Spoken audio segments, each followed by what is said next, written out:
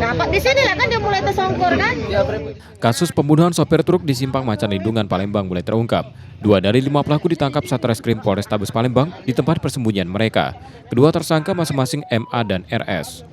Untuk memastikan peran tiap pelaku, polisi menggelar rekonstruksi di Polrestabes Palembang Senin 1 Desember 2025 petang. Dari 16 adegan yang diperagakan, RS diketahui memukul korban dengan bambu, sementara MA mencuri kartu tol milik korban. Setelah korban tersungkur, pelaku lainnya Dedek yang masih buron menusuk korban hingga tewas. Inisial R itu dia salah satu dari 5 kawanan. Perannya dalam kasus tersebut adalah memukul dengan menggunakan bambu.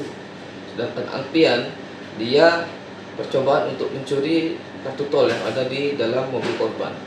Artinya dari berapa pelaku itu 2 orang sudah diamankan? 2 orang diamankan, 3 orang kita sudah buatkan DPO-nya, masih sedang dalam proses pencarian. Himbau kepada rekan-rekan supaya teman-teman untuk segera menyerahkan diri daripada kami harus melaksanakan tegas. 3 pelaku yang masih dalam pengejaran diimbau segera menyerahkan diri sebelum polisi mengambil tindakan tegas. Yudi Kiswanto, Kompas TV, Palembang, Sumatera Selatan.